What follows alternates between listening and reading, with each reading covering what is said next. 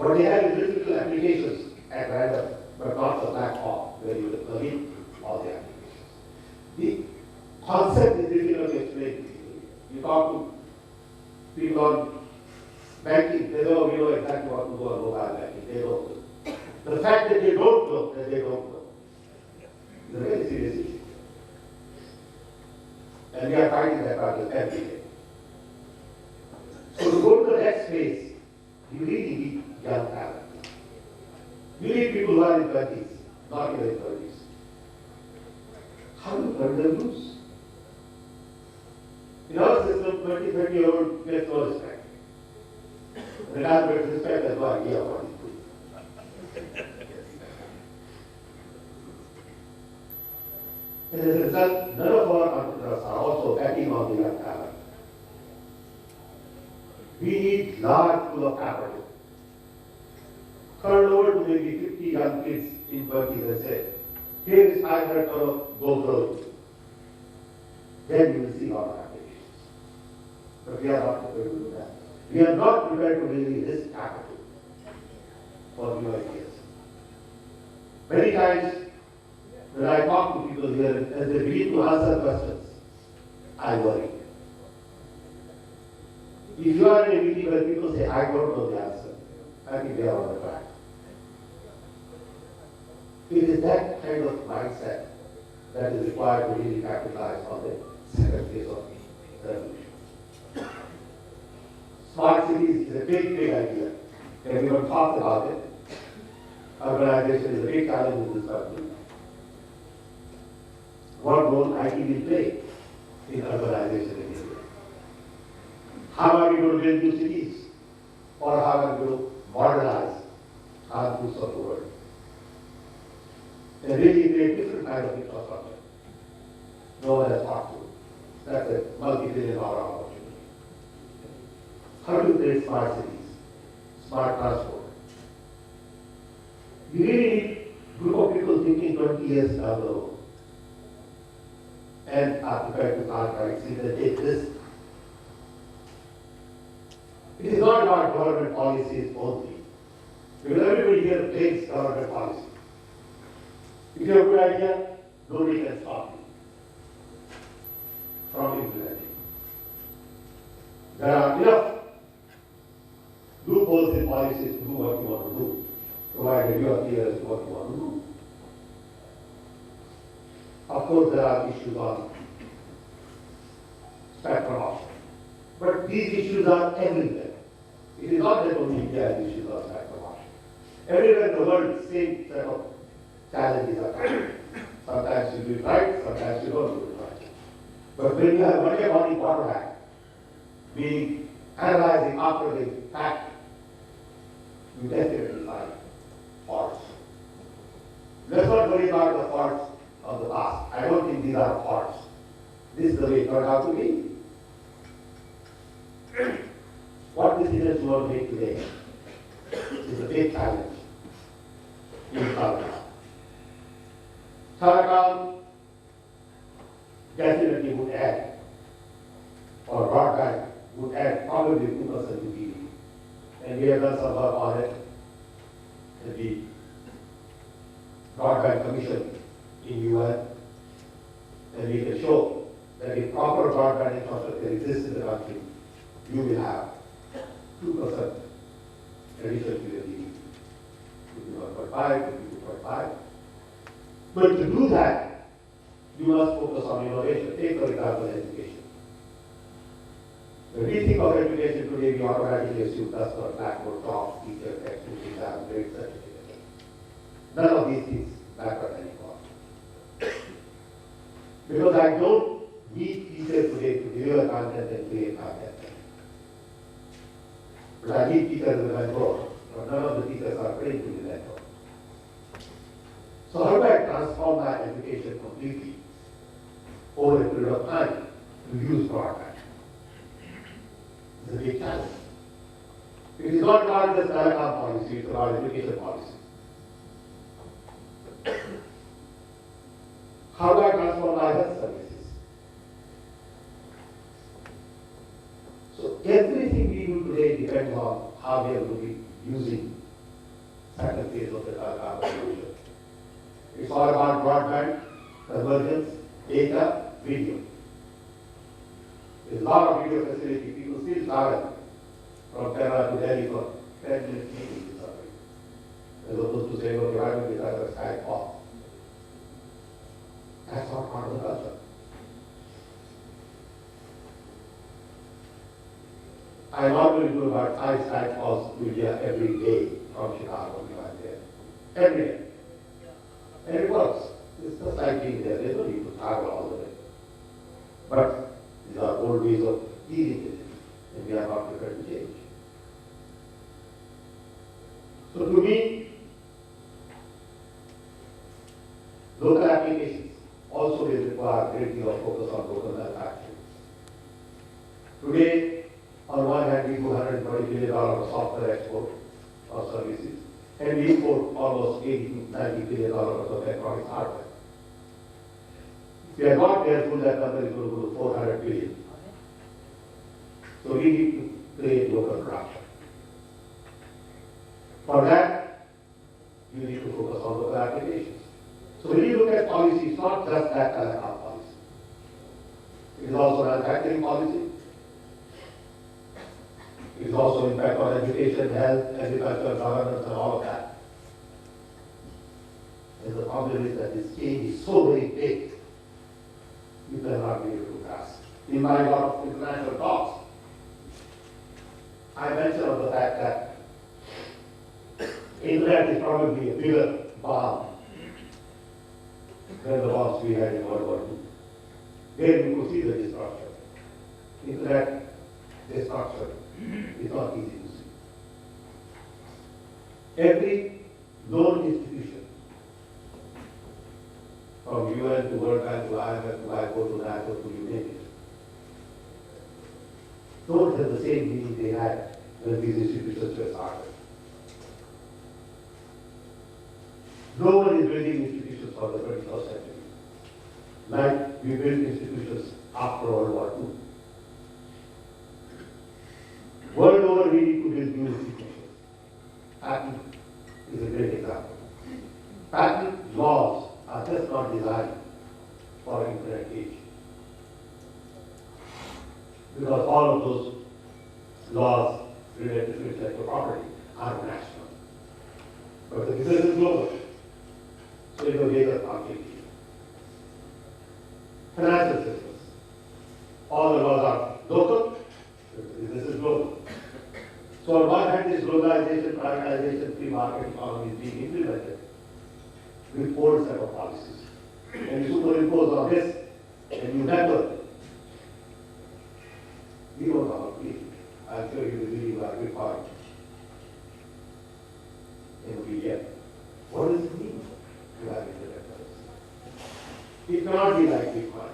You know, I gave a talk in London a couple of months ago on digital money. This was before the recent views on Bitcoin. And I said, you cannot see it. There is no way you can see it Bitcoin. Because it doesn't have the right kind of policy framework in the back of it. It's a great experiment. So the telecom policy will have to take into consideration policies of the Federal Reserve as well, because mobile money, internet commerce, all of it is here.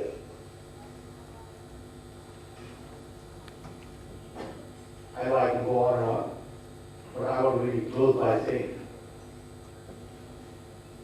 we have had a very successful telecom revolution. We should compliment everybody, irrespective of policy confusion, corruption, this and that, not that I'm for it. But I think a lot of people work very hard to get us where we are. 900 million votes in India is something no one had ever thought of. So we must celebrate that. But we must also recognize that industry is in trouble not because of anything else, but because the first phase is over. Some of them will die, and they should die. Second phase is about to begin. And that requires young talent, intellectual policy paper, impact on financial systems, to agriculture, to government, to education, to health, to everything else. And that phase is just about ready to take off. With the knowledge network, with the connectivity to panchayats, I see great hope. My main concern is young talent is not coming into the mainstream. My hope in India is all about democratization of information and young talent. If you put these two together, you will create new India. If you need to turn this over to 20-year-old kids to develop all kinds of applications for education, health, and all of that, and that is not happening. Indian software model is still based on software service. All the big companies are basically built in the back of low-cost human resource. That phase is also going to be over very soon.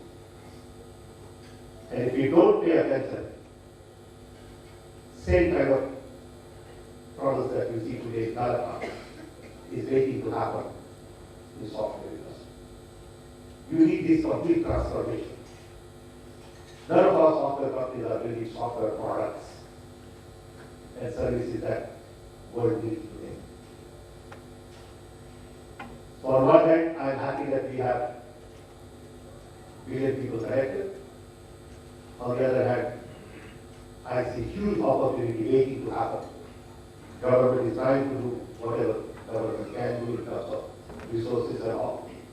But this challenge is much more complex than you could realize. The challenge is about second phase of telecom revolution.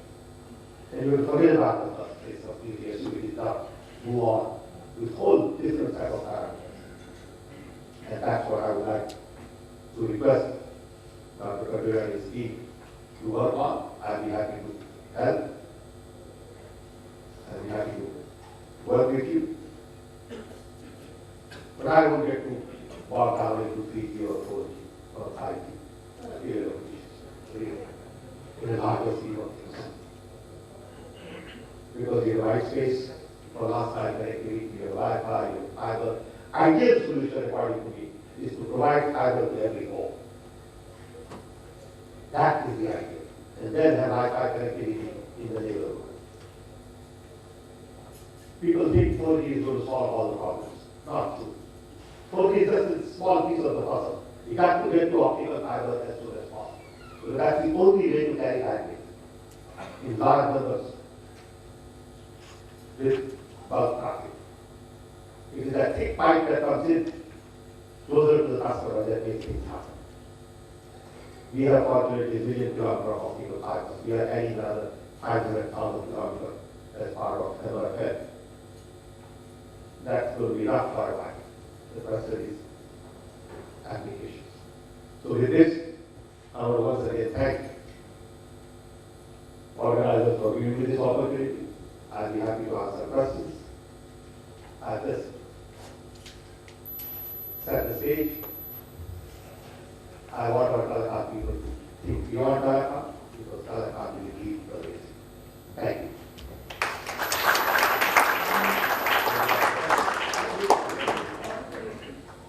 Any questions? I'm sorry I have to drink water regularly because I take a lot of medication in the morning. Yes. Thank you. I mean, that is truly inspiring, and we will take you up on your offer when we begin to write our report. And you actually, you actually captured the essence of what we are trying to do in this conference and post-conference, which is look beyond telecoms and look at indeed the applications and second generation reforms, second generation revolution in telecom based on applications.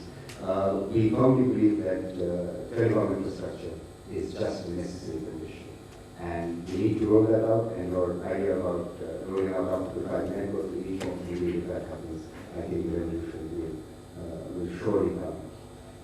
So thank you for your inspiring words and for capturing, as I said, essence of why we are holding this conference today. I now throw open the floor for questions. Please be brief. You have a person here first, Yes. Good. Please. Go ahead, we can hear you. Speak a little louder. Okay. Yeah. Yeah. Sorry, no, thank you so for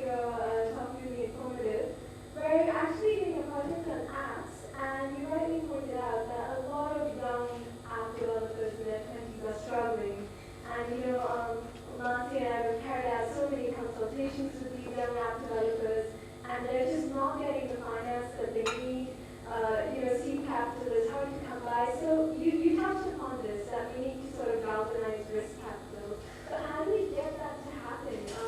Somebody has to take the capital and take the risk. And not rocket science. And the second is 50 crore and go blowing up. no, because a lot of these app developers, they touched upon the fact that they're in their early 20s, they've just graduated, there isn't much, labor market support, they need to earn quickly. So to really undertake risky ventures in the area of, sort of handheld and education, they not only need sort of the capital, they need the integration and the support. So maybe if you could elaborate a little bit on We have set up a new fund, which is supposed to be 5,000 crore fund for inclusive innovations. So if you have 20 entrepreneurs, bring them to us. Bring them to me, I will be interested in investing if there's a great idea. By the time if somebody has an idea, which is very good and you need, 50 lakh rupees, we will find it. But I must tell you that a lot of these people treat their great ideas really for a good idea. So I also get a lot of young people say, oh, nobody's funding me. I said, if nobody's funding you, that means you don't have a good idea. So let's bring it into the mainstream. Okay. So just bring it to us. Okay. Next. Well done. Yeah, thank you. Oh. Yeah, thank you, sir. I'm Sachin Gupta. I'm